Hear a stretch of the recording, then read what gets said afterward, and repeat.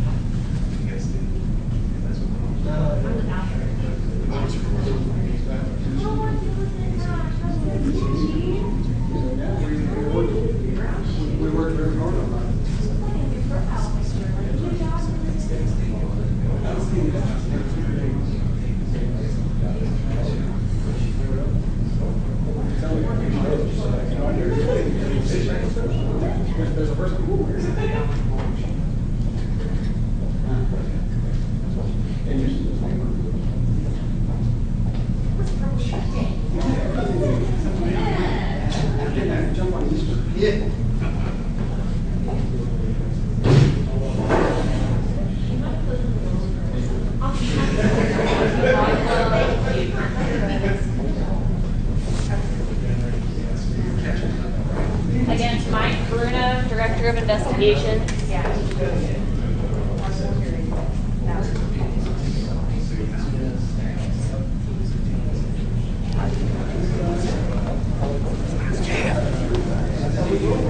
Good morning, Liz.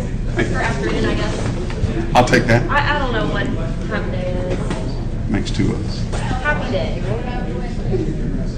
How y'all doing?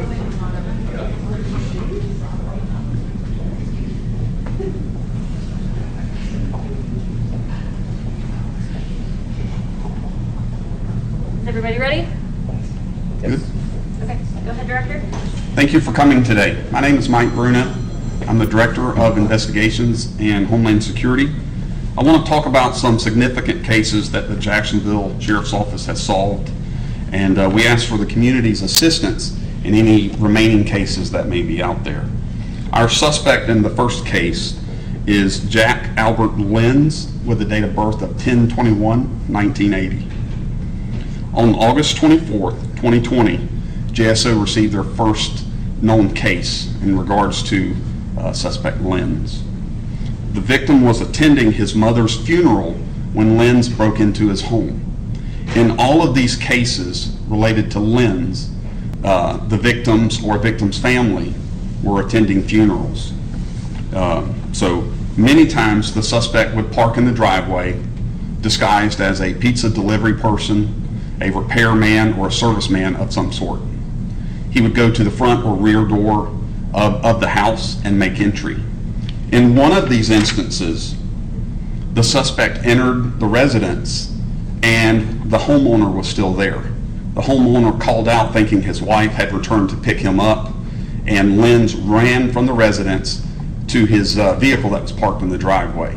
The victim saw the suspect running to the vehicle and was able to get a brief vehicle description that helped us later on. But our first big break in the case didn't come until we found that Lenz had pawned a weed eater from one of the burglaries. We were able from that information to determine that Lenz did own a blue Chevy Cobalt car, and several witnesses had seen that vehicle nearby during some of the burglaries that Lenz committed. Our burglary detectives continued digging, as well as our crime analyst was looking at the case. Our crime analyst was able to determine that Lenz had previously lived in Arizona. while he was out in Arizona, he committed 17 burglaries in very similar fashion. Using the same MO, he would break into houses out in Arizona. He was caught and spent 5 years in prison. When he was released from prison shortly thereafter is when he came to Jacksonville. Lenz would go to a website, review obituaries, and look for families to prey on. It appears he would target family members close to the decedent. At present, we are charging Lenz with 24 counts of burglary, 4 counts of armed burglary, 2 counts of dealing in stolen property, and 2 counts of false verification. If anyone in our community has additional information or may have unreported calls that are related to this, we ask that you please call our non-emergency number at 904-630-0500. Thank you, and with that, I'll take any questions. The 24 burglary charges, is that 24 for each individual house that was burglarized in Jacksonville? That's 24 houses that he broke into. And that was since August? Yes. Any other questions? Talk about, we always talk, it's so important for people to speak up, for you guys to, break something in an investigation. In this case, that led to his arrest here in Jacksonville. Speak to the importance of that. We say all the time, the sheriff mentions it, we cannot do our job effectively without community support. And really that's what it takes. It takes everyone working together to keep our community safe.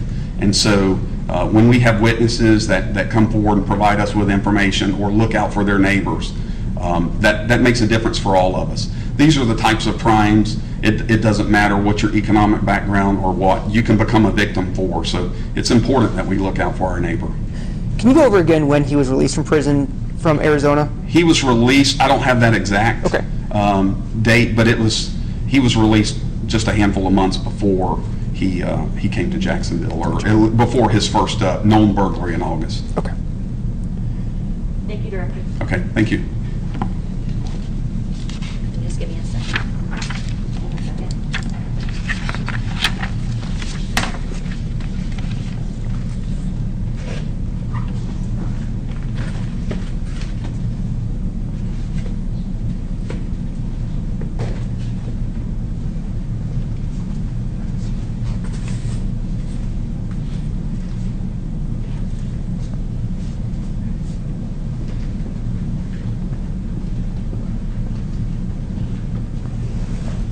Ready, Director? Absolutely. Everyone else ready? Yes. Okay. My name is Mike Bruno. I'm the Director for Investigations and Homeland Security. I want to talk about a recent rash of cases that the Jacksonville Sheriff's Office has solved and continuing to work on, and we're asking for the community's assistance in any of the outstanding or unreported cases that may be out there. Our suspects in this instance are Jamaris Dukes, date of birth 12/8 of 1999. He's the one with tattoos. And DeAndre Cornell, date of birth 9/12 of 1996. On January 1st, just after noon, our victim was pumping gas at a gas station near 10,500 Phillips Highway. The victim was listening to music in her earbuds when one of the suspects crept up to the side of her car and stole her purse out of the front seat. The victim was unaware of the burglary to her vehicle until her earbuds quit playing the music from her phone because it was now out of range. So within a very short time period, JSO received 2 additional calls for service with very similar circumstances. A witness in one of those cases just happened to see what the suspects were doing, and so provided us with a little bit of information. We continued to work the case, but we had extremely limited information, and we were continuing to try to develop that. At this time, we're going to play a video of one of the burglaries to the vehicle.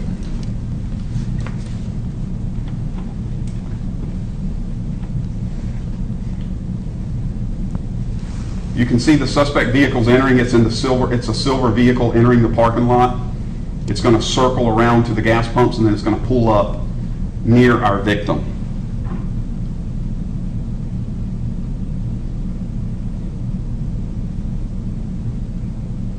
One of the suspects is going to exit the vehicle, creep over, and keeping a very low profile, open our victim's door,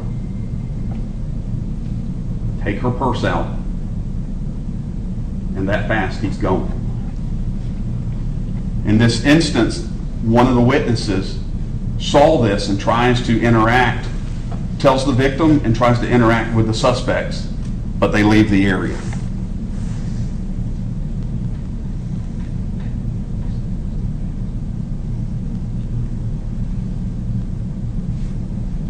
That's one of our witnesses there, and off they go.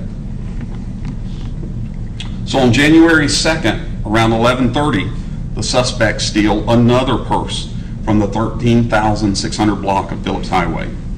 Once again, the victim was pumping gas. Another witness observes the crime and notifies the victim. While an officer is writing that report, 2 additional calls for service go out. Officers respond to that area and begin writing those reports. While writing one of those reports, the victim notices that her credit cards are being used at the Avenues Mall. Officers respond to the mall, locate the suspect vehicle, and develop a plan to contact the suspects when they come out. As the suspects exit the mall, they have multiple bags of items that they've purchased inside of the mall. In less than 45 minutes, they've spent nearly $1,300 on the credit cards that they've stolen. They have multiple other credit cards with them from other victims. At present, we're continuing to work this case, but when the officers searched the vehicle that the suspects were in, there was a loaded Glock 40 caliber, an additional 40 caliber Glock with an extended magazine, additional store receipts, and merchandise. These suspects are into way more than just stealing purses and going on a shopping spree. Our officers and detectives did a great job putting this case together, especially as quick as things were developing for them, and to keep the community and everyone involved safe. We continue asking the community for any assistance for any unsolved cases or unreported cases. We don't know how long they've been doing this, but that's, you saw how fast it happens, and that's their MO right there. So any information that we can get, we'd love to have it. Once again, call our non-emergency number, 630-0500, and with that, I'll take any questions. Any idea how many total cases? You just mentioned a few there. I know there could possibly be more, but right now so far? Those are 6 cases that occurred in the 2 days. We know that there are other incidents. Whether they're tied to these suspects or not, we're still investigating that. But like I said, there may be something out there that's unreported, or somebody just, they lost a purse, or maybe they didn't lose everything to where they would call the police, but they lost everything to where they called their financial institutions, or those kinds of things. We need to know this. That's once again, like we talked about before, helping out within our community and giving us the information we need to keep everyone safe. So, is there a possibility that there's more suspects similar to what they're doing? There may be additional suspects. We always take a look at that.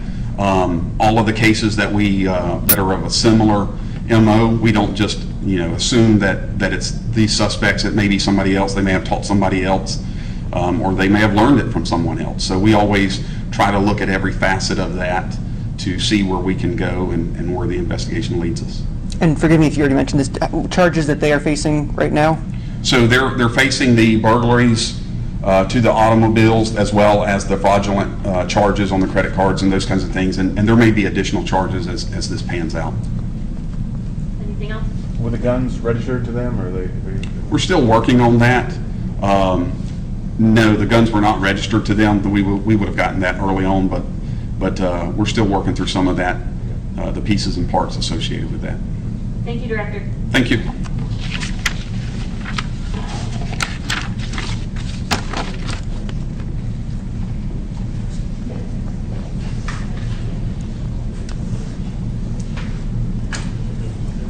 These are organized by suspect. Oh, perfect. So Wow. there's Thank you. there's